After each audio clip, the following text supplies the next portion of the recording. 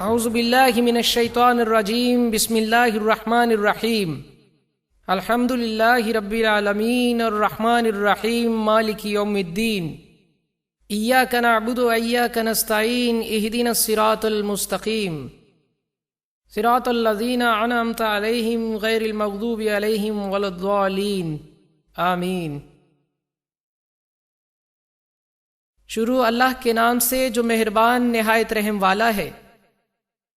Doctor William Campbell, doctor Zakir Naik, doctor مزاکس، doctor جمال بدوی، doctor Simal Noman اور mister same Shamoon,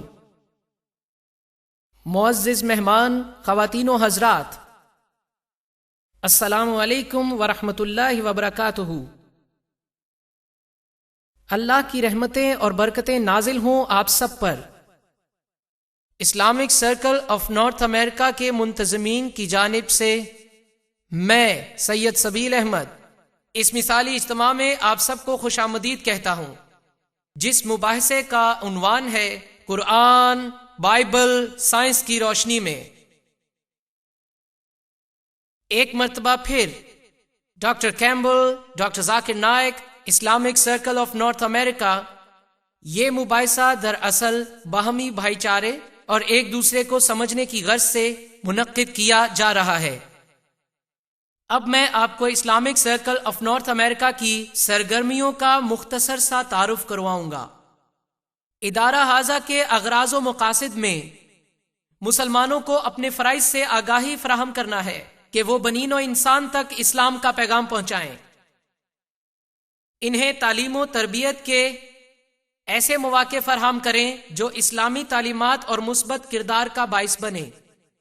یہ ادارہ تمام تر غیر اخلاقی رویوں اور ہر قسم کے جبر و استبداد کی روک تھام کے لیے فعال ہے، معاشی اور سماجی انصاف کے لیے کی جانے والی کوششوں کی بھی حمایت کرتا ہے، معاشرے میں شخصی آزادیوں کا احترام کرتا ہے، ضرورت مندوں کی خدمت کے جذبے سے لیس انسانی رشتوں کو مضبوط کرتا ہے، پوری دنیا میں کہیں بھی، بالخصوص شمالی امریکہ کے قرب و جوار میں۔ آج کے اس بے مثال مباحثے کے لیے دو ثالثوں کا تعارف کروا دوں۔ ہمارے ڈاکٹر محمد نائک ڈاکٹر ذاکر نائک کی نمائندگی کر رہے ہیں، جبکہ doctor Simal Noman doctor William Campbell کی نمائندگی کر رہے ہیں۔ یہ میری ذمہ داری ہے کہ اس مذاکرے کو منصفانہ اور نظم و ضبط کا پابند رکھوں، اس لیے میں ملتمس ہوں مقررین اور حاضرین سے بھی کہ وہ اس مذاکرے سے فائدہ اٹھانے کے لیے اس کے آداب کا خیال رکھیں۔ اس کے ساتھ ہی میں ملتمس ہوں ڈاکٹر سیمل نعمان سے کہ وہ آ کر ڈاکٹر ولیم کیمبل کا تعارف کروائیں۔ السلام علیکم۔ شکریہ برادر سبیل احمد، یہ میری خوش قسمتی ہے کہ میں آج کی شام آپ کے ساتھ ہوں، اور سب سے پہلے میں اپنی طرف سے اور اپنے تمام بہن بھائیوں کی طرف سے جو عیسائی خاندانوں سے تعلق رکھتے ہیں، میں اسلامک سرکل آف نارتھ امریکہ کا اور مقامی لوگوں کا شکریہ جنہوں نے اس مذاکرے کا اہتمام کیا۔ انہوں نے کمال کر دیا، انہوں نے محنت کی ہے، یوں ہم آخری لمحات میں یہاں پر موجود ہیں۔ ڈاکٹر ولیم کیمبل نے اپنی طبی خدمات case western reserve university Cleveland Ohio میں سر انجام دی۔ انہوں نے 20 سال مراکش میں گزارے جہاں انہوں نے عربی سیکھی۔ 7 سال تیونس میں گزارنے کے بعد انہوں نے کتاب لکھی ڈاکٹر مورس بخائس کے جواب میں۔ وہ ایک پختہ عقیدے کے عیسائی ہیں اور وہ ہر کسی کو بائبل کی تعلیمات بیان کرنا پسند کرتے ہیں۔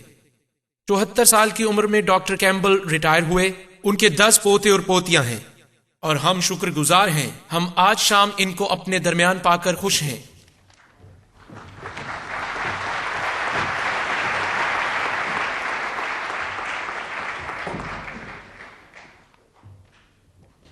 اسلامک ریسرچ فاؤنڈیشن کی نمائندگی کرتے ہوئے میں ڈاکٹر محمد نائک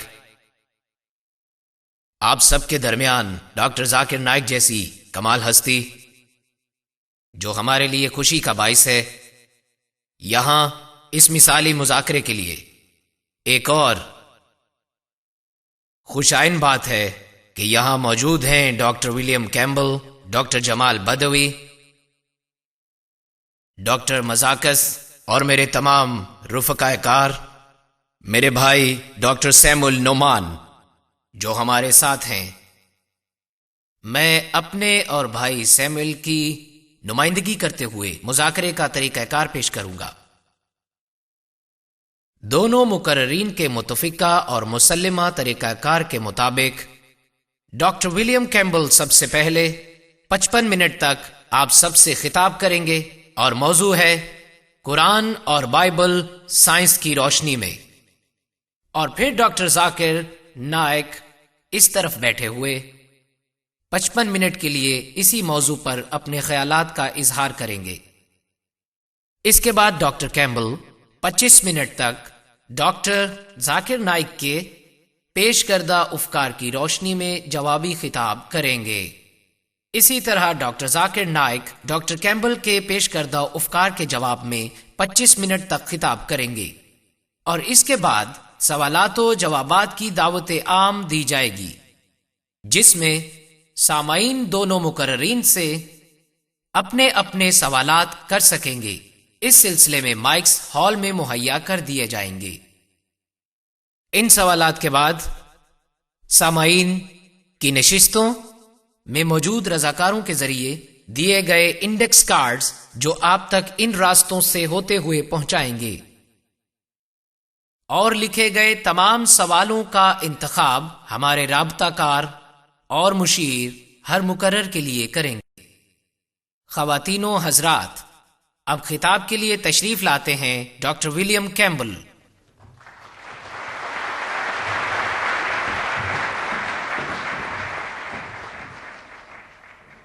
ڈاکٹر نائک کو خوش آمدید، جو کہ بہت دور سے تشریف لائے ہیں۔ خوش آمدید سبیل احمد اور محمد نائک، اور خوش آمدید تمام انتظامیہ کو۔ میرے نزدیک اس مذاکرے کو حتمی کہنا مبالغہ آرائی ہے، لیکن یہ ایک اچھی تشہیر ہے۔ اور سامعین کو بھی خوش آمدید۔ میں شروع کرتا ہوں اس بابرکت نام سے جو یہوہ ہے، جس کا نام سب ناموں سے عظیم ہے، جو ہم سب پہ نہایت مہربان ہے۔ میں گفتگو کا آغاز ان الفاظ سے کروں گا: آج شام ہم قرآن اور بائبل کے الفاظ کے بارے میں بات کریں گے۔ جدید علم لسانیات کے ماہرین کے مطابق ایک جملہ وہی معنی رکھتا ہے جو بولنے والے کے ذہن میں ہوتا ہے، جو سننے والے شخص یا مجمع کے ذہن میں سمائے۔ اس طرح قرآن کے معنی کے متعلق یہ کہا جائے گا کہ جو محمد اور ان کے سامعین کے نزدیک تھے وہی صحیح تھے۔ اسی طرح بائبل کے حوالے سے وہی معنی صحیح ہوں گے جو موسیٰ، عیسیٰ اور ان کے سامعین نے سنے۔ اس معاملے کو پرکھنے کے لیے ہمارے پاس قرآن اور بائبل میں حوالہ جات موجود ہیں۔ مزید برآں اس کی شاعری اور خطوط بھی موجود ہیں جو اس صدی کے ہیں۔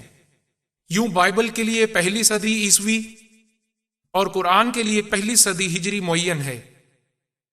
اگر ہم واقعی سچ کی تلاش میں ہیں تو ہمیں نئے نئے معنی تلاش نہیں کرنے چاہیے۔ جی ہاں، اگر ہم واقعی سچ کی تلاش میں ہیں تو پھر جھوٹے بہانے تراشنے کی ضرورت نہیں ہے۔ یہ اس کی مثال ہے جو میں آپ کی خدمت میں پیش کرتا ہوں۔ آئیے پہلی سلائیڈ دیکھتے ہیں۔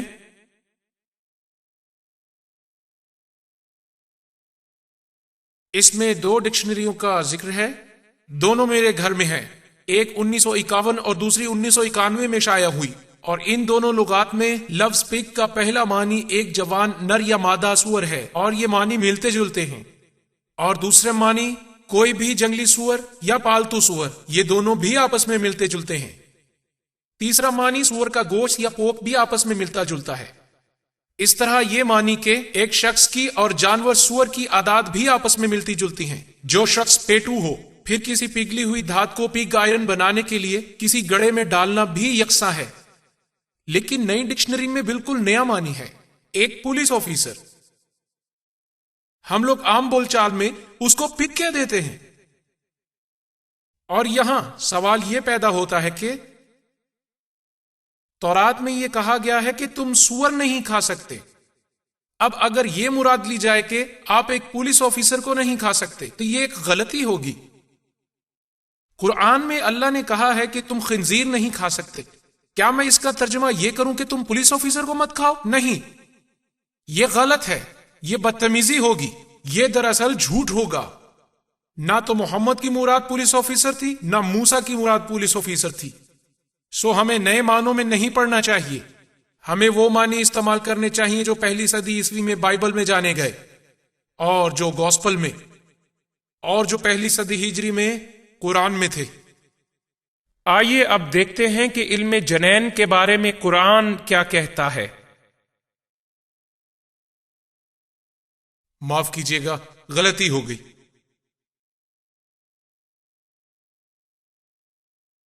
کہا جاتا ہے کہ جنین کے مختلف مراحل سے گزرنے کا تخیل دور جدید کی دریافت ہے، اور یہ کہ قرآن جنین کے جدید علم کے ان مراحل کی بھی نشاندہی کرتا ہے۔ اپنے کتابچے انسانی جنین کی نمایاں خصوصیات میں ڈاکٹر مور دعویٰ کرتے ہیں کہ ان کے خیال کے مطابق رحم مادر میں ارتقاء کے مراحل کی وضاحت 15ویں صدی عیسوی سے پہلے نہیں کی گئی۔ ہم اس دعوے کو قرآن میں استعمال کردہ عربی الفاظ کے معنی پر غور کر کے پرکھیں گے۔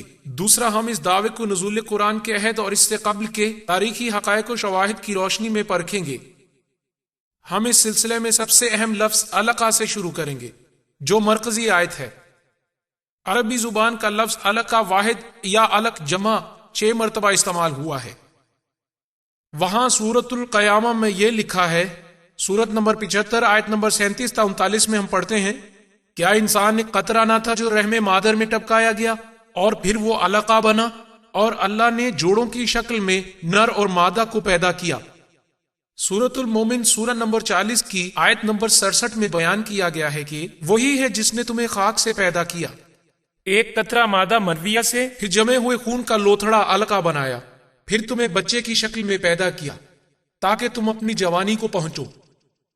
سورۃ الحج سورہ نمبر 22 آیت نمبر 5 میں بیان ہے، اے بنی نو انسان، اگر تمہیں مرنے کے بعد زندہ کر دیے جانے پر شک ہے تو غور کرو، ہم نے تمہیں خاک سے پیدا کیا ہے، پھر مادہ افزائش کے ایک قطرے سے، پھر جمے ہوئے خون کے لوتھڑے علقہ سے، پھر انسانی گوشت سے، اور ہم نے تمہیں ہر طرح کی جسامت دی۔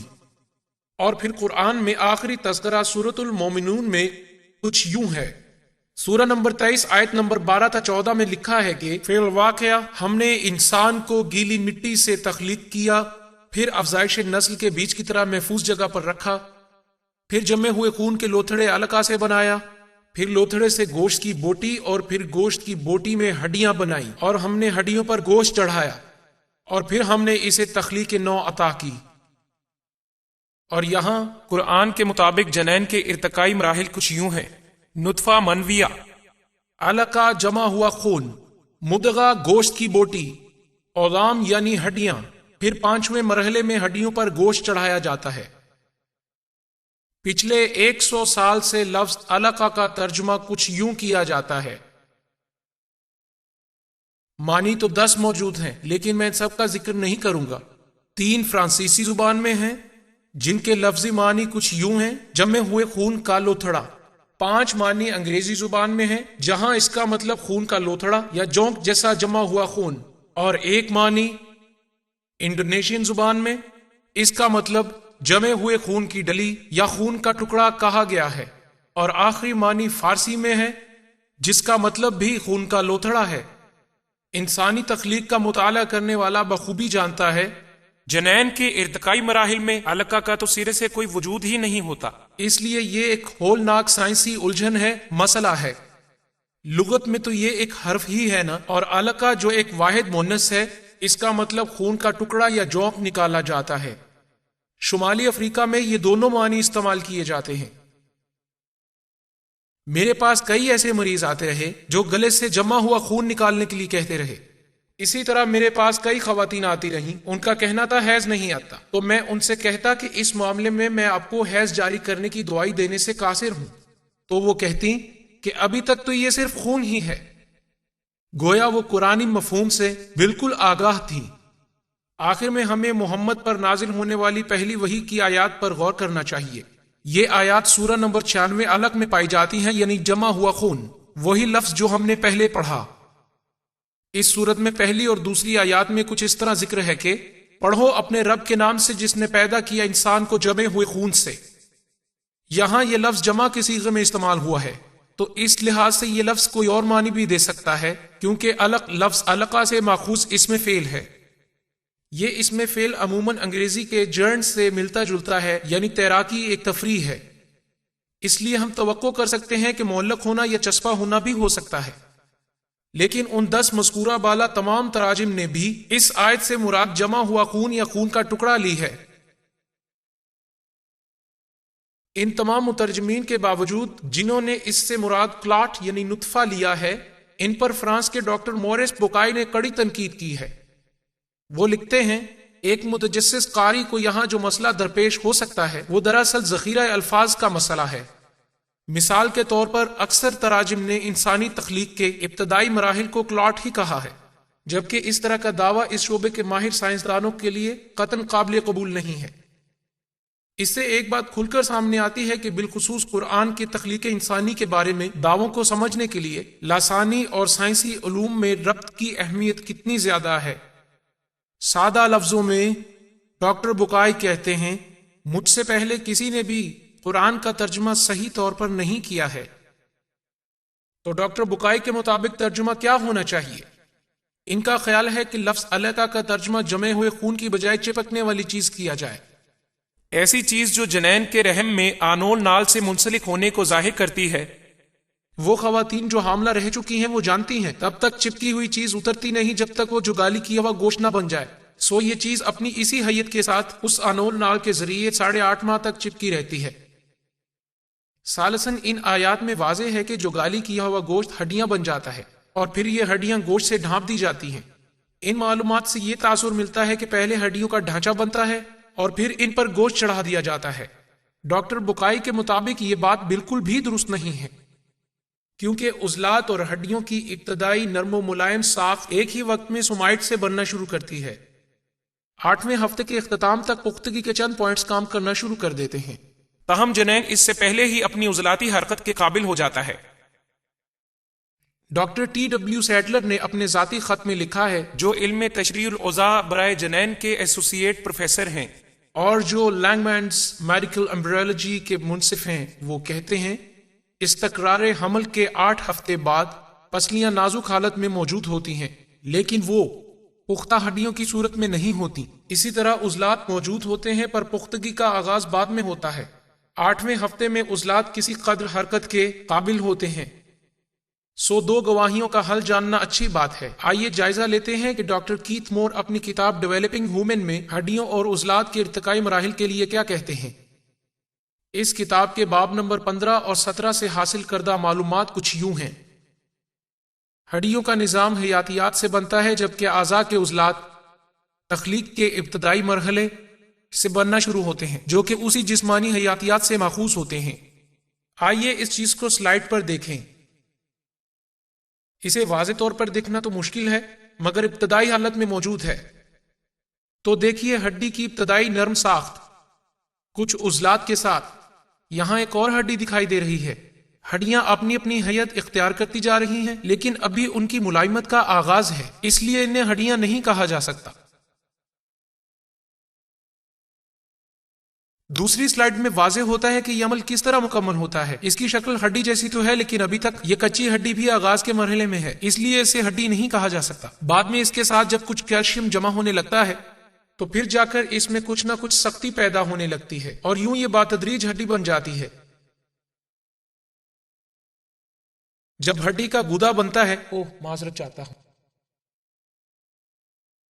پہلے میں اس کی ابتدائی حالت بیان کرنا چاہوں گا۔ جس دم ہڈیوں کا گودا بنتا ہے تو ایک معمولی سے جھٹکے سے ہر ایک عضو میں عضلات بننے لگتے ہیں۔ اس عمل کے نتیجے میں عضلات ایک الگ شکل اختیار کرتے ہیں۔ دوسرے لفظوں میں اعضاء پر پائے جانے والے عضلات آہستہ آہستہ بننے والی ہڈیوں کے گرد ایک ہی وقت میں بنتے ہیں۔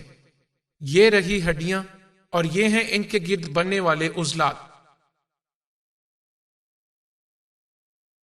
ڈاکٹر مور کے ساتھ ایک نجی ملاقات میں نے ان سے ڈاکٹر سیڈلر کے بیانات کا تذکرہ کیا اور انہوں نے ڈاکٹر سیڈلر کے افکار کی تائید کی، تو طے یہ پایا ڈاکٹر سیڈلر اور ڈاکٹر مور متفق ہیں۔ کوئی بھی ایسا مرحلہ نہیں ہے جس میں سخت ہڈیاں اچانک وجود میں آ جاتی ہوں اور ان کے گرد عضلات تشکیل پاتے ہوں، جبکہ سخت ہڈیوں کے بننے سے کئی ہفتے قبل ہی عضلات موجود ہوتے ہیں۔ اور ایسا نہیں ہے کہ ہڈیاں پہلے بنتی ہیں اور ان کے گرد عضلات بعد میں تشکیل پاتے ہیں، جیسا کہ قرآن میں اس کا ذکر ملتا ہے۔ یہاں قرآن میں نادرست کردہ غلطی ہے۔ یوں مسائل کے حل سے ہم ابھی بہت دور ہیں۔ آئیے پھر چلتے ہیں لفظ علقہ کی طرف. اور ڈاکٹر مور نے بھی ایک تجویز دی ہے. قرآن کی ایک اور آیت میں جنین کو جونک سے تشبیہ دی گئی ہے اور گوشت کے ایک لوتھڑے کا تذکرہ کیا گیا ہے. اس سلسلے میں ڈاکٹر مور اپنے ذہن کے مطابق رائے دیتے ہیں کہ 23 دن کا جنین بامشکل 3 ملی میٹر تک لمبا ہوتا ہے، جو انچ کا 8واں حصہ ہوتا ہے. اس کی جسامت اتنی چھوٹی ہوتی ہے کہ انگلیوں میں لے لینے سے انگلیاں جدا نہیں ہوتی. یہ 10ویں مرحلے کی ایک تصویر ہے جو ڈاکٹر مور کی کتاب کے اندر کے حصے میں ہے. یہ شروعات ہے. یہ مادہ منویہ بیضے میں داخل ہو رہا ہے. یہ ابتدائی مرحلہ ہے. چھٹے مرحلے کی طرف توجہ دیں جو دوسرے ہفتے میں آتا ہے، اور یہ ہے تیسرا ہفتہ. اور یہ رہی پہلے مرحلے کی 23ویں دن کی تصویر. دراصل اسے ڈاکٹر مور جونک جیسا قرار دینا چاہتے ہیں. آئیے اب ہم ایکس رے کو غور سے دیکھتے ہیں تو 22 دن ریڑھ کی ہڈی ابھی تک ناپختہ دکھائی دیتی ہے. 23ویں دن بھی ہڈی ناپختہ ہے، یہاں سے بھی کھلی ہے، یہاں سے بھی کھلی ہے، سر تو بالکل کھلا نظر آتا ہے. یہ جوک جیسا ہرگز نہیں لگتا. اور اگر آپ غور سے دیکھیں یہاں ایک ڈائیگرام بنا ہوا ہے جو آپ کی مدد کرے گا. سر بالکل کھلا ہوا ہے، آپ اسے غور سے دیکھ سکتے ہیں. تو اس طرح یہ ڈائیگرام ہمیں یہ بتاتا ہے یہ 20ویں دن کے جنین کی تصویر ہے. یہ کس طرح ایک باریک جھلی میں بند ہے جیسا کہ انڈے کی زردی. یہ جونک جیسا ہرگز نہیں. سب سے پیچیدہ مسئلہ یہ ہے کہ لفظ علقہ کے لیے جو 2 مفہوم نکالے جاتے ہیں، روزمرہ عربی زبان سے ان کی تصدیق کرنے والی تاحال کوئی مثال نہیں ملتی. ہجری صدی کے آس پاس بھی لفظ کے معنی متعین کرنے کا واحد ذریعہ لفظ کے استعمال کی کیفیت سے واضح ہوتا تھا. کیا علقہ کا مطلب 3 ملی میٹر لمبا جنین ہو سکتا ہے؟ اس معاملے پر اتفاق رائے حاصل کرنے کا واحد ذریعہ محمد کے عہد کے مکہ اور مدینہ کے عربوں کے خطوط ہو سکتے ہیں. بالخصوص اس کا ذریعہ قریش کی زبان ہو سکتی ہے. لیکن یہ کوئی آسان کام تو ہے نہیں. قریش کی روزمرہ عربی زبان کے متعلق بہت سا کام ہو چکا ہے. اوائل دور کے مسلمان سمجھتے تو تھے، لیکن وہ دراصل قرآن کے الفاظ کو سمجھنا چاہتے تھے، اور اس وجہ سے وہ عربی زبان اور اس کی شاعری کا وسیع مطالعہ رکھتے تھے. فرانس کے ایک شہر پیرس کے مین ماسک کے سابق سربراہ ابو بکر نے 1985 میں منکالیا میں ایک خدا کے موضوع پر کانفرنس کا انعقاد کیا. انہوں نے سامعین سے ایک سوال پوچھا کہ کیا محمد کے عہد کے قرآنی متن کا مفہوم متواتر برقرار رہا ہے؟ ان کا جواب تھا کہ قدیم شاعری سے تو یہی پتہ چلتا ہے. جی ہاں، ایسا ہی ہے. ہم یہ نتیجہ اخذ کر سکتے ہیں اگر مسلمانوں کے لیے روحانی تسکین اور امیدوں کا مرکز و محور بننے والی آیات غیر متزلزل ہیں، تو پھر ان میں پائی جانے والی سائنسی توضیحات کو بھی غیر متزلزل ہی مانا جانا چاہیے، تب تک جب تک نئے شواہد سامنے نہ آ جائیں. اور یہ معاملہ اس لحاظ سے بھی اہم ہے کہ یہ آیات اسے ایک علامت قرار دیتی ہیں. سورہ المومن، جس کا میں پہلے ذکر کر چکا ہوں، اس میں مذکور ہے کہ وہی ہے جس نے تمہیں مٹی سے بنایا، پھر ایک قطرہ مادہ منویہ کے ذریعے، پھر جمے ہوئے خون کے لوتھڑے سے شاید تم تخلیق کو سمجھو. سورہ الحج میں مرکوز ہے کہ اے بنین و انسان، اگر تمہیں دوبارہ جی اٹھنے میں شک ہے تو غور کرو. یہاں ایک سوال لازمی پوچھنا چاہیے کہ اگر مکہ اور مدینہ کے خواتین و حضرات کے لیے کوئی واضح علامت تھی تو انہوں نے علقہ کا ایسا کون سا مفہوم اخذ کیا جس نے انہیں موت کے بعد کی زندگی پر ایمان لانے کو کہا؟ تو جواب یہ تھا کہ ہم محمد کے عہد کے قبل کی تاریخی صورتحال کا جائزہ لیں گے کہ محمد اور ان کے عہد کے لوگ علم جنین کے بارے میں کیا عقیدہ رکھتے تھے. ہم اپوکریٹس سے شروع کریں گے، جو مستند حوالہ جات کی روح سے 460 عیسوی میں یونان کے ایک جزیرے کوس میں پیدا ہوا. اس کے کچھ مراحل تھے اور وہ مراحل حسب ذیل ہیں.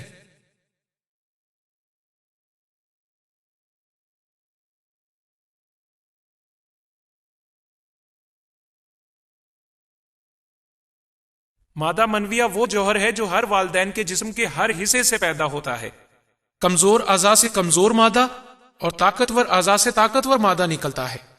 آگے چل کے وہ ماں کے خون کے منجمد ہونے کا ذکر کرتا ہے اور پھر جنین کی جھلی کے ہونے کا تذکرہ کرتا ہے، اور یہ ماں کے اس خون سے افزائش پاتا ہے جو رحم مادر میں آ گرتا ہے. یہی وجہ ہے کہ جو عورت حاملہ ہو جاتی ہے اسے حیض آنا بند ہو جاتا ہے. پھر وہ گوشت کے بارے میں کہتا ہے ماں ہی کے منجمد خون کے لوتھڑے سے دراصل ناف کے ساتھ گوشت بننا شروع ہو جاتا ہے، پھر بعد میں جا کر کہیں ہڈیاں بنتی ہیں۔ گوشت میں بتدریج اضافے کے ساتھ ساتھ سانس لینے کے عمل کے ذریعے یہ عمل شروع ہوتا ہے، اور جو ہی ہڈیاں سخت ہونے لگتی ہیں تو وہ درخت کی شاخوں کی طرح آہستہ آہستہ نمودار ہونے لگتی ہیں۔ آئیے اب ارسطو کے افکار کا جائزہ لیں۔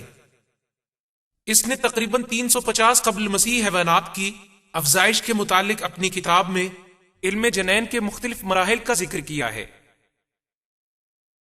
وہ پہلے مادہ منویہ کا ذکر کرتا ہے اور پھر حیض کا ذکر کرتا ہے۔ اس مقام پر ارسطو مرد کے خالص مادہ منویہ کا ذکر کرتا ہے۔ اس کے بعد عورت کے مادہ منویہ کی شرکت بیان کرتا ہے۔ یوں سمجھیں کہ وہ عورت کے حیض کو مادہ منویہ کو منجمد کرنے کا باعث سمجھتا ہے، اور اس کے بعد وہ گوشت کا ذکر کرتا ہے۔ اس کا خیال ہے کہ قدرت گوشت کو خالص ترین مواد سے تیار کرتی ہے، جبکہ ہڈیاں بچے کچھ فالتو فضلات سے تشکیل پاتی ہیں۔ پھر وہ گوشت اور ہڈیوں کے مابین نہایت باریک ریشوں کے ذریعے ایک ربط کا ذکر کرتے کرتے اعضاء پر موجود گوشت کی افزائش کا بھی ذکر کرتا ہے۔ بلا شبہ قرآن میں ایسا ہی بیان کیا گیا ہے۔ مادہ منویہ حیض کے خون کو منجمد کرتا ہے اور پھر گوشت بنتا ہے، اور پھر ہڈیاں بنتی ہیں، اور پھر آخر میں ان ہڈیوں کے ارد گرد گوشت بن جاتا ہے۔ اب ہم ہندوستانی طب کا جائزہ لیتے ہیں۔ اس سلسلے میں 123 عیسوی میں شارکا اور سشروتا کا کہنا یہ ہے کہ افزائش نسل میں مرد عورت دونوں شریک ہوتے ہیں۔ مرد کا مادہ سکرا منویہ کہلاتا ہے، جبکہ عورت کا مادہ ارٹوا سینٹا کہلاتا ہے، ہاں، جو اسی خون سے بنتا ہے جو مختلف پھلوں یا خوراک کی صورت میں حاصل ہوتا ہے۔ یہاں ہم واضح طور پر دیکھ سکتے ہیں کہ قدیم ہندوستانی نظریات اس چیز کی تائید کرتے ہیں کہ بچہ مادہ منویہ اور حیض سے وجود میں آتا ہے۔ اب ہم گیلن کا نظریہ دیکھتے ہیں۔ گیلن 131 عیسوی میں ترکی کے ایک قصبے برگمام میں پیدا ہوا تھا۔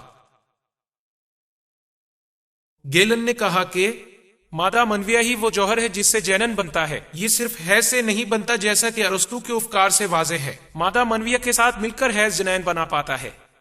سورۃ الدہر سورہ 76 آیت نمبر 2 میں قرآن گیلن کی حمایت کرتا ہے۔ ہم نے انسان کو امیز شدہ مادہ منویہ کے قطرے سے بنایا۔ آئیے اب ہم گیلن کے مراحل پر غور کرتے ہیں۔ گیلن کہتا ہے کہ جنین مرحلہ وار ہی نشو نما پاتا ہے۔ پہلے مرحلے میں مادہ منویہ کی شباہت ہی غالب رہتی ہے، پھر دوسرے مرحلے میں مادہ منویہ خون سے بھر جاتا ہے۔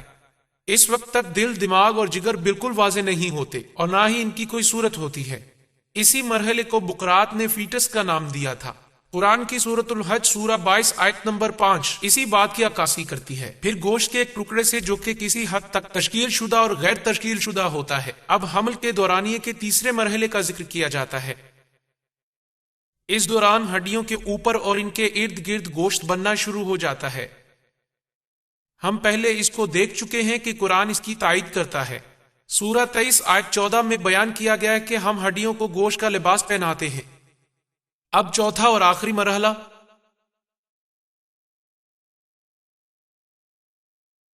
وہ ہے جس میں اعضاء کے تمام تر حصے اپنی شکلوں کے ساتھ ساتھ الگ الگ پہچانے جا سکتے ہیں۔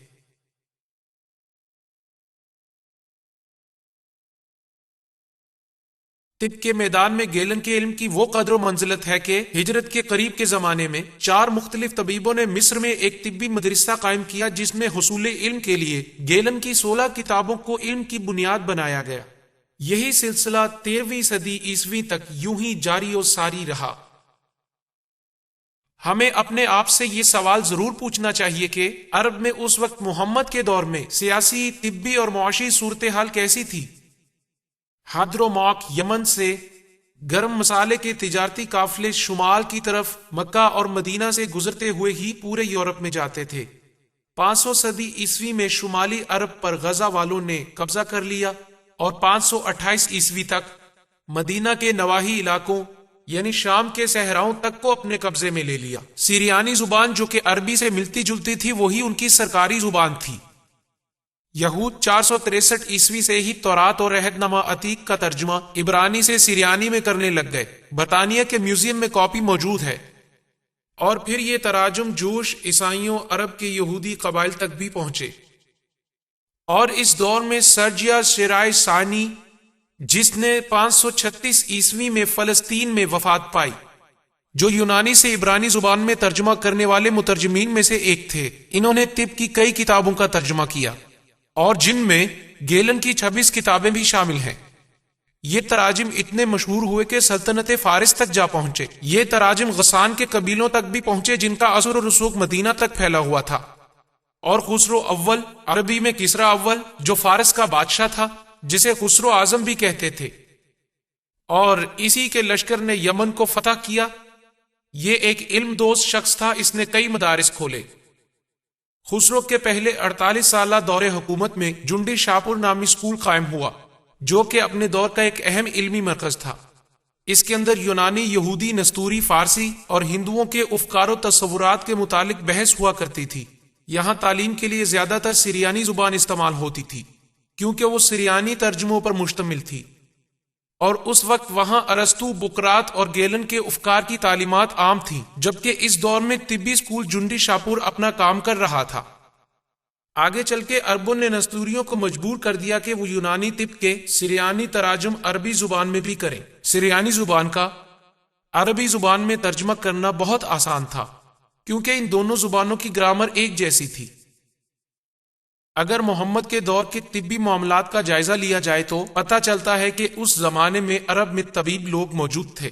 حارث بن کلادیہ اپنے دور کا ماہر اور تعلیم یافتہ طبیب تھا۔ وہ 6 صدی عیسوی کے وسط میں طائف کے ایک قبیلہ بنو ثاقف میں پیدا ہوا۔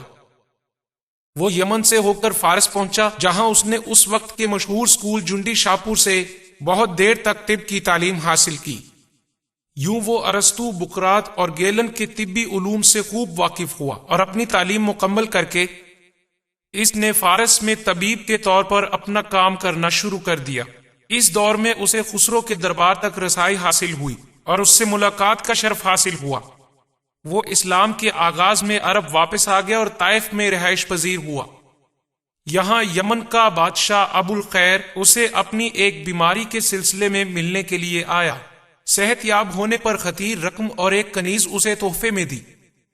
حارث بن کلادیہ نے طب پر کوئی کتاب تو نہیں لکھی، مگر طب کے متعلق اس کے افکار و خیالات خسرو سے بحث و مباحثے کی صورت میں محفوظ ہیں۔ آنکھوں کے بارے میں اس کا کہنا ہے کہ سفید حصہ چربی کا بنا ہوتا ہے، جبکہ جو سیاہ حصہ ہوتا ہے وہ پانی کا بنا ہوا ہوتا ہے، اور وہ بصارت کو ہوا سے تعبیر کرتا ہے۔ ہم جانتے ہیں کہ یہ مفروضے غلط ثابت ہوئے، لیکن یہ یونانی نظریہ تھا۔ ثابت یہ ہوتا ہے حارث کا تعلق کسی طرح یونانی طبیبوں سے ضرور تھا۔ ان تمام تر معاملات کو مختصراً بیان کرتے ہوئے ڈاکٹر لوسین ڈکرک اپنی کتاب ایسٹ ورڈ ڈائلیمیٹری عرب میں لکھتے ہیں، حارث نے طبی اسکول جنڈی شاپور سے علم حاصل کیا تھا، جبکہ محمد اپنی طبی معلومات کے لیے حارث سے متاثر تھے۔ ان دونوں حضرات سے ہمیں یونانی طب کے علوم کا پتہ چلتا ہے۔ محمد بعض اوقات مریضوں کا علاج کر لیتے تھے، مگر وہ بڑی بیماری کے علاج کے لیے حارث کے پاس بھیج دیا کرتے تھے۔ اور محمد کے پاس ایک اور پڑھا لکھا شخص موجود تھا، وہ لادن بن حارث تھا، جو کہ طبیب حارث کا رشتہ دار تو نہ تھا، مگر وہ محمد کا رشتہ دار تھا۔ اس نے بھی خسرو کے دربار میں حاضری دی تھی۔ اس نے فارسی سیکھی اور موسیقی سیکھی۔ اس نے قریش مکہ کو اس علم سے متعارف کروایا، اور تاہم وہ محمد کے لیے نرم گوشہ نہیں رکھتا تھا۔ وہ قرآنی واقعات پر طنز کرتا تھا، اور محمد نے کبھی اسے معاف نہ کیا۔ جب وہ جنگ بدر میں قیدی بن مسلمانوں کے ہاتھ لگا تو محمد نے اسے قتل کرنے کا حکم دیا۔ ان واقعات سے پتہ چلتا ہے مکہ اور مدینہ کے عربوں کے 600 عیسوی میں جن لوگوں سے سیاسی اور معاشی تعلقات تھے، وہ حبشہ، یمن، فارس اور بازنطین کے لوگ تھے۔ محمد کا ایک رشتہ دار اتنی اچھی فارسی جانتا تھا، اس نے موسیقی اسی زبان میں سیکھی۔ قبیلہ آسان کی حکمرانی مدینہ کے قرب و جوار اور شامی صحراؤں تک پھیلی ہوئی تھی۔ یہ سریانی زبان بولتے تھے۔ یہ زبان علم طب میں استعمال ہوتی تھی، اور یہی ان کی سرکاری زبان بھی تھی۔ یمن کا بادشاہ بیماری کے علاج کے لیے طائف میں حارث بن کلادیہ کے پاس آیا۔ یہ وہی ہے جو جنڈی شاپور سے تربیت یافتہ تھا۔ یہ وہی حارث ہے جس کے پاس محمد کبھی کبھی مریضوں کو بھیجا کرتے تھے۔ محمد کی زندگی میں مصر میں ایک نئی درسگاہ کھولی گئی جس میں گیلن کی 16 کتابیں شامل کی گئی تھیں، اور ان باتوں سے پتہ چلتا ہے کہ محمد اور اس کے گرد و نواح کے لوگ ارسطو، بقراط اور گیلن کے علم جنین سے آگاہ تھے، اور جب کبھی وہ کسی بیماری میں مبتلا ہوتے وہ حارث اور دوسرے مقامی طبیبوں کے پاس جایا کرتے تھے۔ قرآن کی آخری سورت سورۃ المومن سورہ 40 آیت 67 میں لکھا گیا ہے کہ وہی ہے جس نے تمہیں خاک سے پیدا کیا اور قطرہ مادہ منویہ سے، پھر جونک جیسے ایک لوتھڑے سے، تاکہ تم تخلیق کو سمجھ سکو۔ اور سورۃ الحج آیت 5 میں ہے، اے انسان اگر تمہیں دوبارہ زندہ کیے جانے پر شک ہے تو پھر تم غور کرو کہ ہم نے تمہیں خاک سے پیدا کیا ہے۔ ہمیں پوچھنے کا حق ہے کہ انہیں کس بات کو سمجھنے کے لیے کہا اور وہ کس پر غور کریں۔ قرآن میں جنین کے مراحل دوبارہ دیکھتے ہیں۔ نطفہ منویہ، علقہ جمع خون، مدغہ گوشت کا ٹکڑا، عظم ہڈیاں، اور پھر ان عضلات پر گوشت کا چڑھنا۔ جواب بالکل واضح ہے۔ اس کا مطلب ہے کہ یونانی طبیبوں نے علم جنین کے مختلف مراحل کے متعلق جو انہیں سادہ فہم تعلیمات دی تھیں انہیں انہی پر غور کرنے کے لیے کہا گیا تھا۔ میرا مطلب یہ ہرگز نہیں کہ محمد اور ان کے ساتھی یونانی طبیبوں سے واقفیت رکھتے تھے۔ وہ یونانی طبیبوں کے جنین کے مراحل کو جانتے تھے۔ وہ اس بات کو مانتے تھے کہ مرد کا مادہ منویہ ہی عورت کے حیض سے مل کر منجمد ہونے کا باعث اور بچہ بننے کا باعث ہے۔ انہیں علم تھا کہ جنین پہلے مرحلے میں نامکمل اور پھر جا کر مکمل ہوتا ہے۔ انہیں علم تھا کہ پہلے ہڈیاں بنتی ہیں اور پھر ان پر گوشت چڑھایا جاتا ہے۔ کیا اللہ اس سادہ فہم علم کو لوگوں کو اپنی طرف متوجہ کرنے کے لیے بیان کرتا تھا؟ حقیقت یہ ہے کہ یہ سادہ فہم علم نہ تو اس وقت درست تھا اور نہ اب۔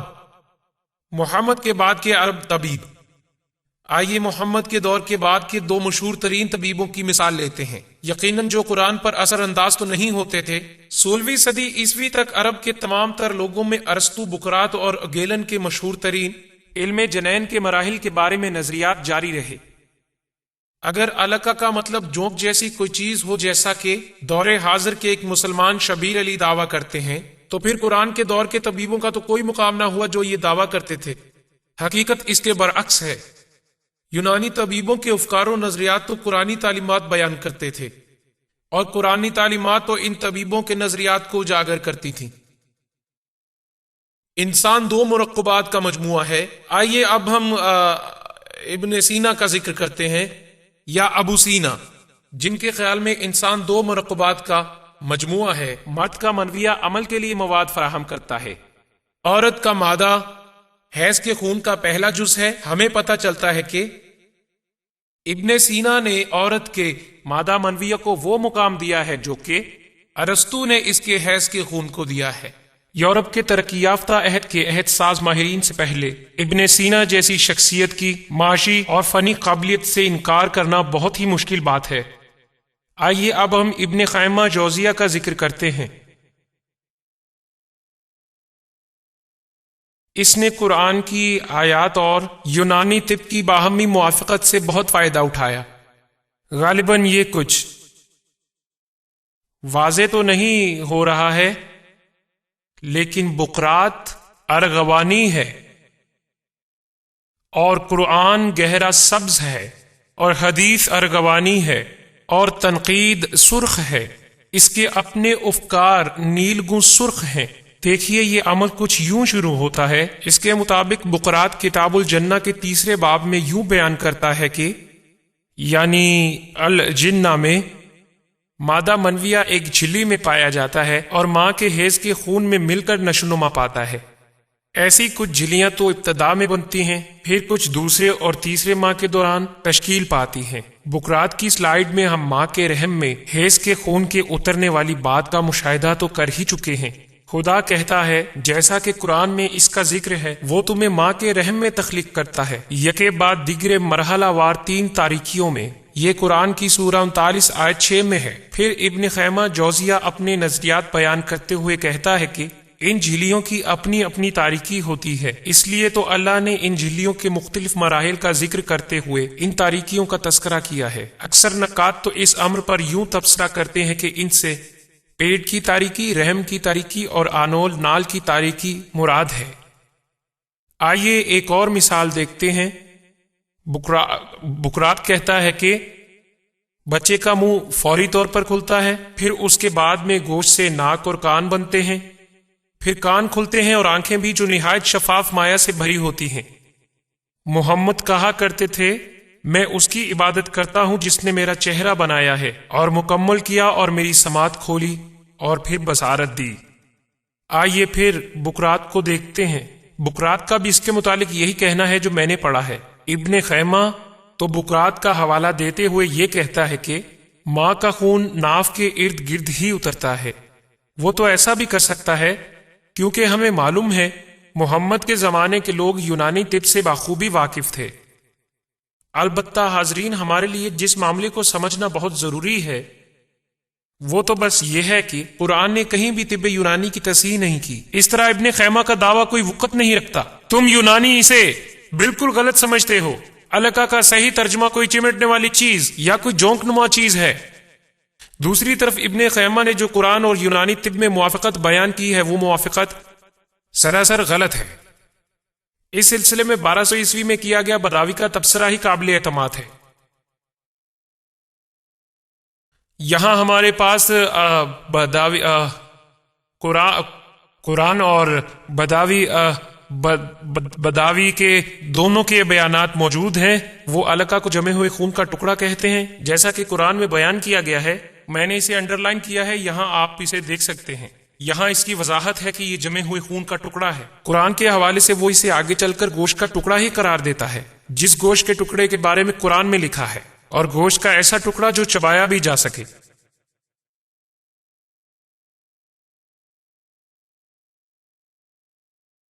جو میں نے اپنی گفتگو کے شروع میں عرض کیا تھا کہ جنین کا مختلف مراحل میں گزرتے ہوئے نشو و نما پانا ایک جدید ترین نظریہ ہے۔ قرآن ان مراحل کی عکاسی کرتے کرتے اس جدید ترین علم جنین کی پیش بینی کرتا ہے۔ ہم پہلے مشاہدہ کر چکے ہیں کہ ارسطو، بقراط، ہندوستانی اطباء اور گیلن سب کے سب نے جنین کے ارتقائی مراحل کے متعلق قرآن سے 1000 سال قبل بحث کی ہے۔ قرآن کے نازل ہونے کے بعد بھی ان مختلف مراحل کا ذکر ہوتا رہا جو کہ قرآن اور یونانی طبیبوں نے کہا۔ یہ تذکرہ ابن سینا، ابن خیمہ کی تعلیمات میں بھی جاری رہا۔ اہم بات تو یہ ہے کہ یہ وہی علم ہے جو گیلن اور اس سے پہلے آنے والوں نے پیش کیا۔ ہڈیوں کی ساخت کے حوالے سے یہ بات اہم ہے اور یہ بالکل واضح ہے جو ڈاکٹر مور اپنی کتاب میں بیان کرتا ہے کہ عضلات کچی یا نرم ہڈی کی تشکیل پانے سے ہی بننا شروع ہو جاتے ہیں۔ ایسا نہیں ہے کہ پہلے ہڈیوں کا ڈھانچہ بنے اور اس کے بعد پھر اس کے ارد گرد عضلات بننا شروع ہو جائیں۔ یہ بات واضح ہے کہ قرآن میں علقہ کا مطلب لوتھڑا ہی ہے، اور وہ قریش جنہوں نے محمد سے اس کے بارے میں سنا وہ اس کو حیض کے خون کا لوتھڑا ہی سمجھے، کیونکہ افزائش نسل کے لیے یہی عورت کا حصہ ہوتا ہے۔ یوں ہم یہ نتیجہ عکس کر سکتے ہیں کہ ان تمام تر سالوں کے دوران علم جنین کے متعلق قرآنی آیات جن میں کہا گیا ہے کہ انسان کی تخلیق منی کے قطرے سے ہوتی ہے اور بعد میں لوتھڑا بن جاتا ہے، یہ آیات پہلی صدی ہجری کی سائنسی تحقیقات سے مطابقت رکھتی ہیں۔ یہی نزول قرآن کا دور ہے۔ لیکن جب اس کا 20ویں صدی کی سائنس سے موازنہ کیا جائے تو بقراط غلط ہے اور ارسطو غلط ہے، گیلن غلط ہے اور قرآن بھی غلطی پر ہے۔ یہ سب کے سب غلط ہی ہیں۔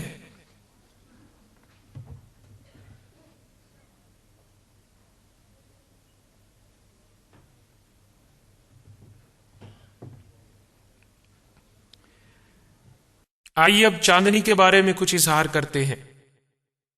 کیا قرآن میں یہ بیان ہے کہ چاند سورج کی روشنی کو منعکس کرتا ہے؟ کیا یہی بات پہلے عام فہم تھی؟ سورہ نوح میں سورہ 71 آیت 15 تا 16 میں بیان ہے، کیا تم نہیں دیکھتے کہ اللہ نے 7 آسمان بنائے ہیں ایک کے بعد ایک، اور چاند کو روشن بنایا ان کے درمیان، اور سورج کو ایک چراغ بنایا۔ چاند کو عربی میں نور کہا گیا ہے اور سورج کو کہا سراج۔ بعض مسلمانوں کا یہ دعویٰ ہے کہ قرآن نے سورج کی روشنی اور چاند کی روشنی کے لیے مختلف اصطلاحیں استعمال کی ہیں۔ اس سے پتہ چلتا ہے کہ سورج روشنی کا مرکز ہے اور چاند صرف روشنی کو منعکس کرتا ہے۔ شبیر علی نے اپنی کتاب قرآن میں سائنس میں اس کو وضاحت سے بیان کیا ہے، اور ڈاکٹر ذاکر نائک نے اپنی ویڈیو میں واضح الفاظ میں کہا قرآن خدا کا کلام ہے، جسے آپ واضح طور پر دیکھ سکتے ہیں۔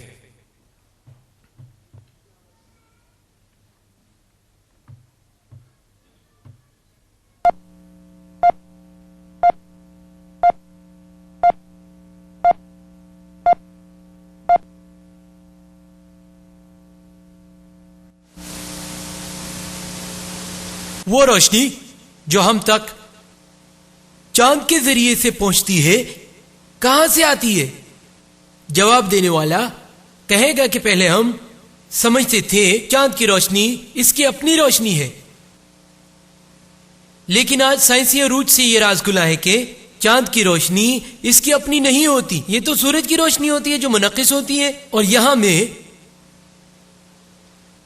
ایک سوال پوچھوں گا کہ اس کا ذکر تو قرآن میں موجود ہے، سورہ الفرقان میں سورہ نمبر 25 آیت نمبر 61 میں بیان ہے، پاک ہے وہ ذات جس نے ستاروں کے جھرمٹ بنائے ہیں، ان کے درمیان ایک چراغ اور چاند جو کہ روشنی کو منعکس کرتا ہے۔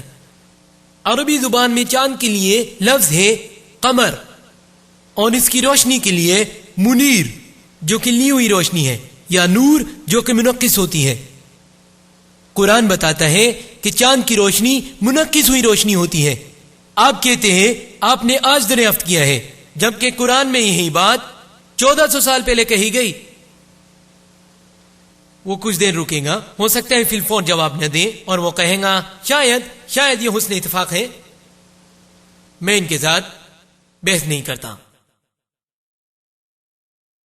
ویڈیو کے آخر میں ہم نے ڈاکٹر نائک کو یہ کہتے ہوئے سنا، عربی زبان میں چاند کے لیے لفظ قمر ہے، اور جو اس کی روشنی ہے اسے منیر کہا گیا ہے۔ اس کا مطلب ہے لی گئی روشنی یا وہ نور جو منعکس کردہ ہو۔ یہ مت بھولیے گا انہوں نے کیا کہا، منیر یعنی لی گئی روشنی اور نور منعکس کردہ روشنی۔ یہاں صرف یہ دعویٰ نہیں کیا گیا کہ بیان سائنسی حقیقتوں سے مطابقت رکھتا ہے، بلکہ یہاں تو اس کے معجزانہ ہونے کا بھی دعویٰ کیا گیا ہے، گو کہ ان حقائق سے حال ہی میں پردہ اٹھا کر انہیں تسلیم کیا گیا ہے۔ یہ بالکل درست ہے کہ چاند اپنی روشنی خارج نہیں کرتا، صرف سورج سے روشنی منعکس کرتا ہے، لیکن یہ بات تو محمد سے تقریباً 1000 سال پہلے بھی آشکار تھی۔ ارسطو نے تو 360 قبل از مسیح میں ہی چاند پر زمین کا سایہ پڑنے ہی سے جان لیا تھا کہ زمین گول ہے۔ اس نے زمین کا سایہ چاند پر پڑنے کی بات اس لیے کی کہ اسے پتا تھا کہ چاند کی روشنی تو منعکس کردہ ہے۔ اگر آپ لوگ اسی پر مصر رہیں کہ یہ ایک سائنسی علوم کا ایک معجزہ ہے، تو پھر ہمیں خود سے اتنا سوال پوچھنا ہوگا، کیا قرآنی الفاظ اس دعوے کی تائید کرتے ہیں؟ سب سے پہلے ہم سراج پر غور و فکر کرتے ہیں۔ سورہ نور جو کہ پہلے پڑھی گئی ہے، سورۃ الفرقان سورہ نمبر 25 آیت نمبر 61 میں جو اسے مراد لی گئی ہے وہ سورج کی نشاندہی کرتی ہے۔ سورہ نبا سورہ نمبر 78 آیت نمبر 13 میں سراج وجہن کا مطلب ہے چمکتا دمکتا چراغ جو پھر سورج کی نشاندہی کرتا ہے۔ حروف نور اور منیر ایک ہی عربی مصدر سے لیے گئے ہیں۔ لفظ منیر قرآن میں تقریباً 6 مرتبہ آیا ہے، 4 دفعہ سورہ آل عمران سورہ نمبر 3 آیت نمبر 83، سورہ حج سورہ 22 آیت نمبر 8، سورہ لقمان سورہ 31 آیت 20، سورہ فتح سورہ 35 آیت 35۔ یہ اصطلاح کتاب المنیر سے ہے، جس کا یوسف علی ترجمہ کرتے ہیں روشن خیالی کی کتاب، جبکہ پکچر اسے روشنی دینے والی پاکیزہ کتاب کا نام دیتا ہے۔ یہ اس کتاب کے لیے ایک واضح اشارہ ہے جو علم کی روشنی بکھیرتی ہے، یہاں منعکس ہونے کا ذکر ہی نہیں۔ نور سورہ نور سورہ 71 آیت 76، سورہ یونس سورہ 10 آیت 5 میں بیان ہے اللہ نے روشنی بنائی اور چاند روشنی ہے۔ یوں ہمیں معلوم ہوتا ہے کہ قرآن چاند کو روشنی تو کہتا ہے، مگر وہ یہ نہیں کہتا کہ روشنی منعکس ہوتی ہے۔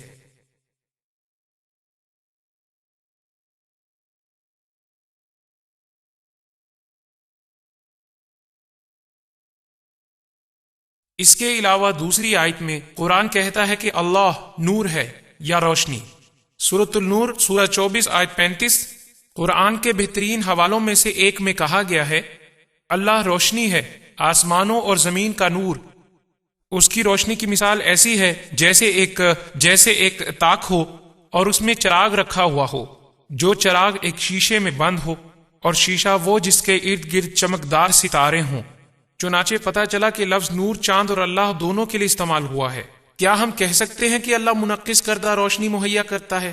میں نہیں سمجھتا، لیکن اگر کوئی اس بات پر مصر رہے کہ چاند کے لیے استعمال ہونے والا لفظ نور یعنی منعکس کردہ روشنی ہے، تو ہم پہلے ہی بیان کر چکے ہیں کہ اللہ بھی نور ہے۔ اس کا مطلب ہے آسمانوں اور زمین کا نور۔ تو پھر اس روشنی کا اصل مرکز کیا ہے؟ کیا وہ منبع سراج ہے؟ اس کے متعلق سوچیں، اگر اللہ منعکس کردہ روشنی ہے تو سراج کون اور کیا ہے؟ قرآن ہی ہمیں بتاتا ہے کہ سراج کیا ہے۔ ہو سکتا ہے آپ کو صدمہ پہنچے۔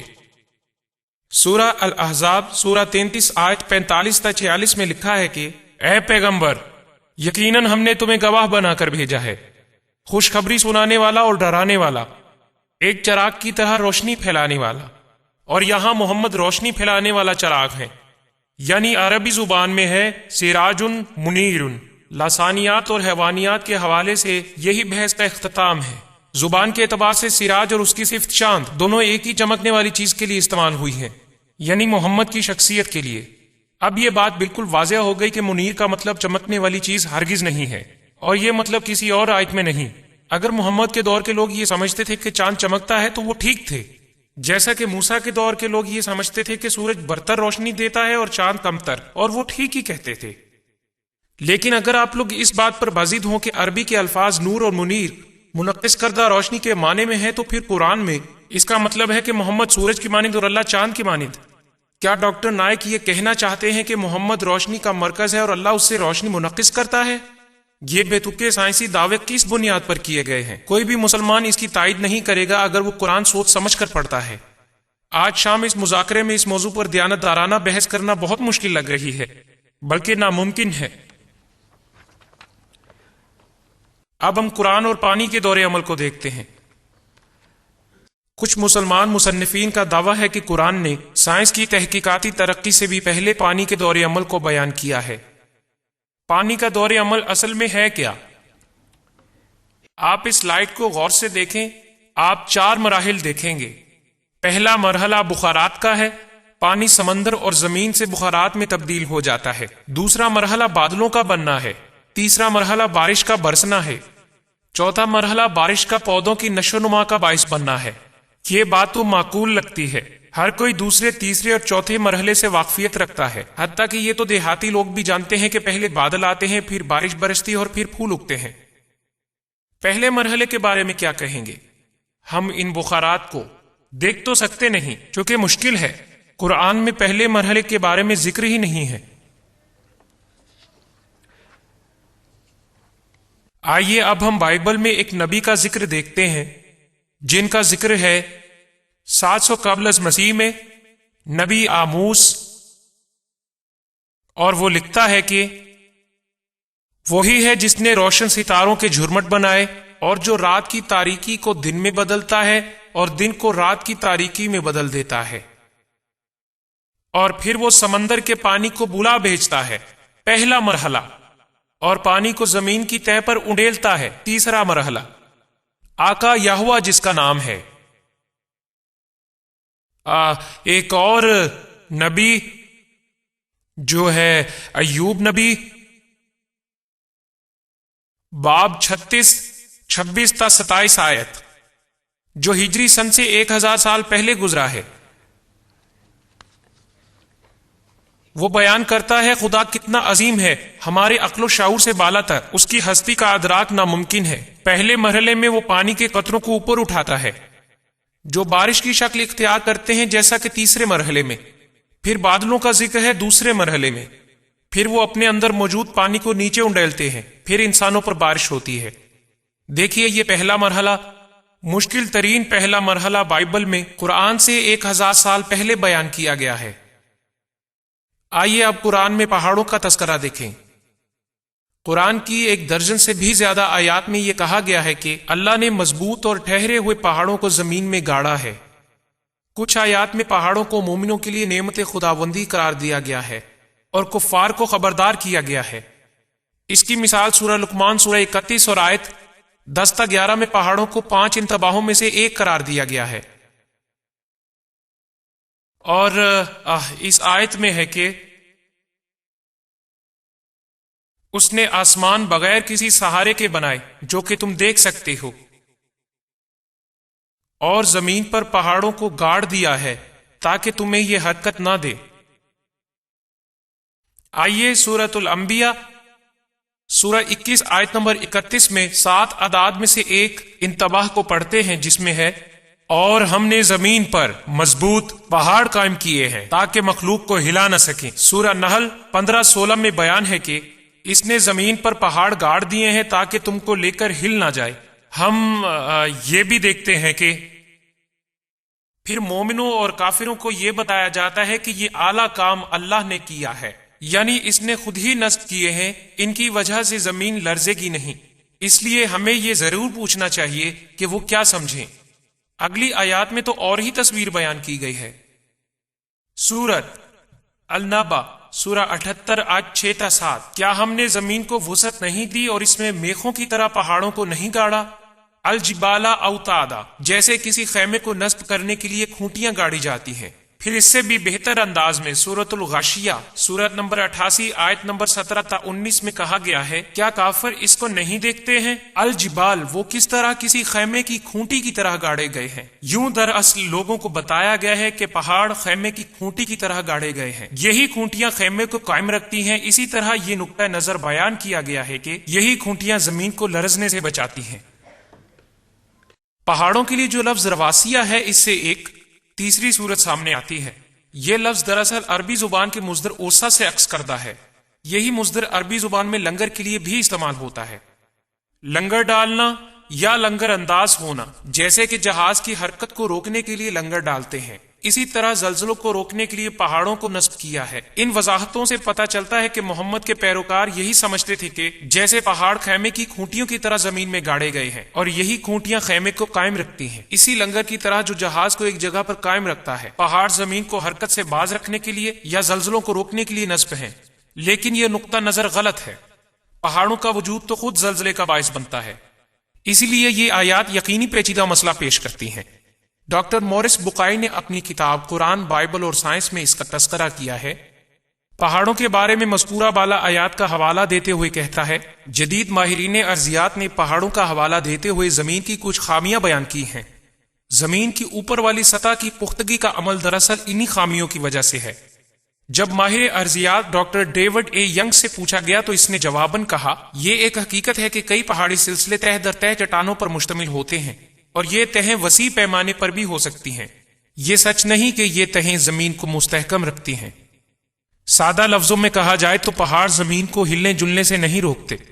दूसरे लफ्जों में यह कहना बिल्कुल सही होगा कि इनकी तो अपनी बनावट पहले भी और अब भी जमीन के जल्जले का बाइस है।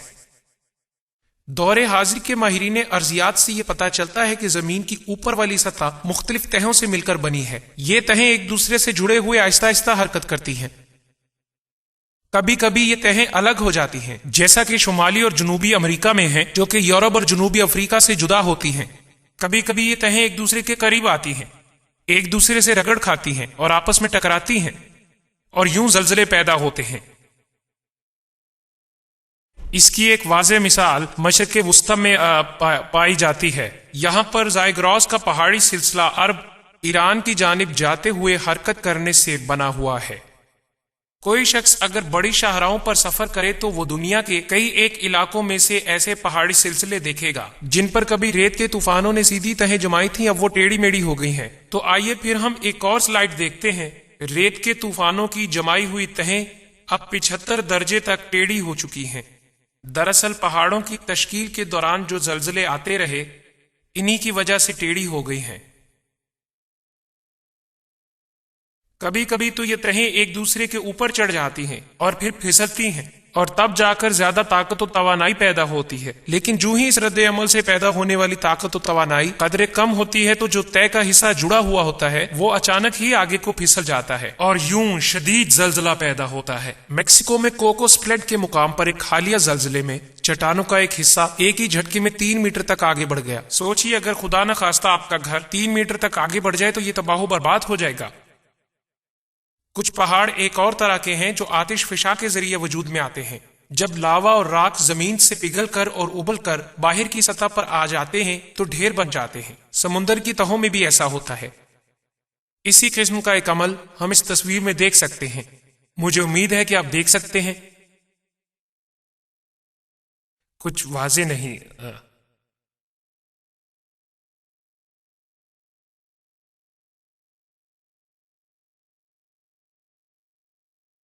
समंदर की ऊपर की सतह जो यहां है और बरे आजम की सतह ये रही। समंदर की सतह बरे आजम की सतह से नीचे चली जा रही है और यूं यहां भी पहाड़ पाए गए हैं। ये आतिशफिशां पहाड़ है। ये है पिघली हुई चट्टान का वो मादा जो आतिशफिशां पहाड़ से निकल रहा है। ये दूसरा आतिशफिशां है जो इसी तरह का मादा उगल रहा है। सो इससे साबित हुआ कि पहाड़ कैसे बनते हैं और जल्जले किस तरह आते हैं।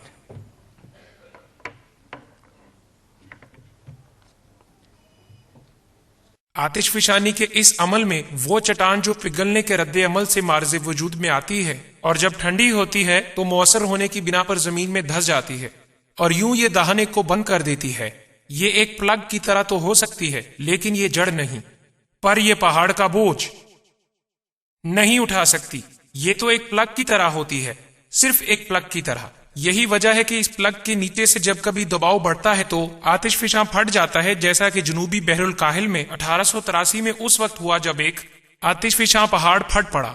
ان تمام تر معلومات سے یہی نتیجہ نکلتا ہے جو ہم نے سلائیڈ کے ذریعے تصویروں میں دیکھا ہے کہ شروع سے لے کر اب تک پہاڑ تو در حقیقت خود ہی زلزلوں اور لرزنے کا باعث بنتے رہے ہیں. تو اس سے ثابت ہوا کہ یہ زلزلے پہاڑ کے بننے کے عمل سے ہی آتے رہے ہیں.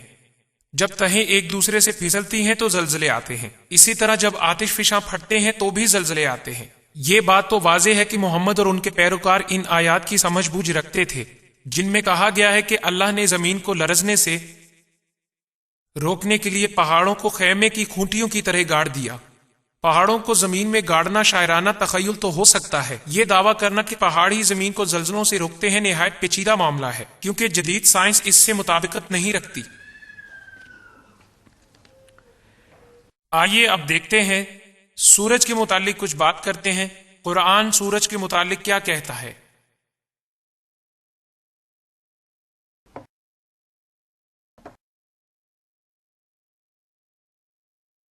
سورۃ الکہف سورہ 18 آیت 86 میں لکھا ہے، یہاں تک کہ ذوالقرنین اور سکندر اعظم سورج غروب ہونے کے مقام تک پہنچے. انہوں نے دیکھا کہ سورج شفاف پانی کے چشمے میں غروب ہو رہا ہے. معافی چاہتا ہوں، 20ویں صدی کی سائنس میں سورج کسی بھی شفاف پانی کے چشمے میں غروب نہیں ہوتا. سورۃ الفرقان سورہ 25 کی آیت 45 تا 46 میں لکھا ہے کہ کیا تم نے اپنے مالک کی طرف دھیان نہیں دیا کہ وہ کیسے سائے کو طول دیتا ہے؟ اگر وہ چاہتا تو اسے ساکن کر دیتا. پھر ہم نے سورج کو اس پر ایک رہنما بنایا. آپ کیا کہیں گے؟ سورج کو بالکل اپنے سر کے بالکل اوپر تصور کریں تو پھر اس کا سایہ نہ ہونے کے برابر ہوگا، مگر جب سورج غروب ہونے لگے گا تو سایہ دوسری طرف پھیلنے لگے گا. سوچئے، سورج تو زمین کے مقابلے میں بالکل ساکن ہے، یہ تو سائے کے پھیلنے کا باعث نہیں بنتا. دراصل متحرک زمین ہی سائے کو پھیلاتی ہے. 20ویں صدی کی سائنسی تحقیقات کی روشنی میں درست معلومات چاہتے ہیں تو سورہ میں بیان ہونا چاہیے تھا کہ متحرک زمین ہی سائے کے پھیلنے کا باعث ہے. اب ایک مختلف موضوع کا ذکر کرنے لگا ہوں، سلیمان کی وفات. پتہ نہیں یہ سائنس ہے یا کیا ہے، شاید یہ سماجیات ہو. جب وہ وفات پا گئے تو جنات کو ان کی موت کا پتہ نہ چلا. جب بھی سلیمان چاہتے جنات ان کے مختلف کام کیا کرتے، یہاں تک کہ ایک چھوٹی سی حقیر مخلوق دیمک نے ان کے عصا کو اندر ہی اندر سے کھا لیا، یہاں تک کہ وہ گر پڑے. پھر جنات کو پتہ چلا اگر وہ اس معاملے سے باخبر ہوتے تو کبھی بھی سزا کے طور پر کام کرنے والی پریشانی کا سامنا نہ کرتے. یہاں سلمان اور ان کی موت، ان کے عصا کا منظر کچھ یوں ہے جیسے مراکش کی سنسان سڑک پر ایک راہگیر سے کوئی باورچی نہ پوچھے کہ وہ رات کے کھانے کو کیا لے گا. کوئی جنرل حکم دینے کے لیے ظاہر نہیں ہوتا. کوئی معززین یہ عرض کرنے کو حاضر نہیں ہوتے کہ آئیں جی شکار کو چلے. کوئی پوچھتا ہی نہیں. معافی چاہتا ہوں، میں اس کہانی کو نہیں مانتا. اس واقعے کو 20ویں صدی کی عمرانیات قبول نہیں کرے گی، 7ویں صدی کی بھی قبول نہیں کرے گی. اس دور میں بھی بادشاہ کو اکیلا نہیں چھوڑا جائے گا. آخر میں دودھ کا ذکر کرتے ہیں.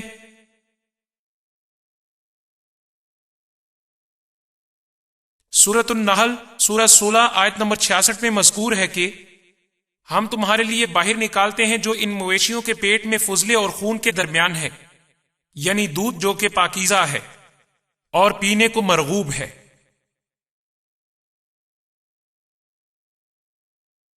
پیٹ میں جہاں آنتے ہیں، معاف کیجیے گا، 20ویں صدی کی جدید سائنس کی روح سے کیا آنتے واقعی ہی پیٹ میں ہوتی ہیں؟ تو پھر آنتے کہاں ہوتی ہیں؟ مگر دودھ والے غدود تو جلد کے اندر ہوتے ہیں. انسانوں میں جلد کے نیچے یہاں پر، اور جانوروں میں ان کی ٹانگوں کے درمیان جلد کے نیچے. کوئی تعلق نہیں. چھاتیوں اور آنتوں کا آپس میں کوئی تعلق نہیں، نہ ان کی آپس میں شکل و صورت ملتی ہے. فضلات پائے تو جسم کے اندر ہی جاتے ہیں، مگر ان کا بھی دودھ سے کوئی تعلق نہیں ہوتا، جانور اسے خارج کر دیتا ہے۔ اس سے یہ ظاہر ہوتا ہے کہ اس کا تعلق دودھ سے ہرگز نہیں۔ آخر میں دیکھتے ہیں اور اس بات پر غور کرتے ہیں۔ سورۃ الانعام سورہ نمبر 6 آیت نمبر 38 میں مذکور ہے، زمین پر ایسا کوئی جانور نہیں اور نہ ہی دو پروں سے اڑنے والی کوئی مخلوق جو تمہاری طرح معاشرت نہ رکھتی ہو۔ یہاں کہا گیا ہے کہ نہ کوئی زمین کا جانور، نہ کوئی اڑنے والا جاندار، اور پھر یہ بھی کہا گیا کہ یہ سب تمہاری طرح کی معاشرت رکھتے ہیں۔ میرا خیال ہے کہ قرآن یہاں ہم انسانوں سے مخاطب ہے۔ تو کچھ کیڑے مکوڑے ایسے بھی ہیں کہ جو ہی وہ ملاب سے فراغت پاتے ہیں تو ماں باپ کو کھا جاتی ہے۔ میں خوش ہوں کہ میری بیوی نے مجھے نہیں کھایا۔ یہاں تک کہ شہد کی مکھیوں میں فالتو اور نکمے نروں کو باہر پھینک دیا جاتا ہے کہ وہ جا کر مر جائیں۔ میں تو اس امر پر بھی خوش ہوں کہ 4 بچے پیدا ہونے کے بعد بھی مجھے گھر سے باہر نہیں پھینکا گیا۔ اب شیروں کا ذکر کرتے ہیں۔ جب کوئی شیر بوڑھا ہو جاتا ہے تو پھر ایک جوان شیر اس کو مادہ سے دور کر دیتا ہے اور اس مادہ پر قبضہ کر لیتا ہے، یعنی جوان شیر اس کی بیویاں لے لیتا ہے۔ اور پتہ ہے وہ بچوں کے ساتھ کیا کرتا ہے؟ وہ سب کے سب شیروں کو جان سے مار دیتا ہے۔ لہٰذا میرا خیال ہے کہ مذکورہ بالا نظریہ درست نہیں ہے۔ تمام تر جانوروں کے گروہ ہماری طرح یعنی انسانوں کی طرح نہیں رہتے۔ نتیجتاً یہ منکشف ہوتا ہے کہ قرآن میں کئی ایک سائنسی غلطیاں ہیں۔ قرآن محض اپنے دور کے مروجہ سائنس ہی سے مطابقت رکھتا ہے اور اس کی عکاسی کرتا ہے۔ میری مراد 7ویں صدی عیسوی کی سائنس سے ہے۔ ہم یہاں سچ کی تلاش میں آئے ہیں اور میں نے صحیح معلومات آپ لوگوں کو دینے کی کوشش کی ہے۔ اگر آپ اس کو مزید پڑھنا چاہیں تو میری ایک کتاب قرآن، بائبل، تاریخ اور سائنس کی روشنی میں، جو اس دروازے کے باہر خصوصی رعایت کے ساتھ برائے فروخت ہے۔ سچا اور کھرا خدا آپ کی رہنمائی کرے۔ شکریہ۔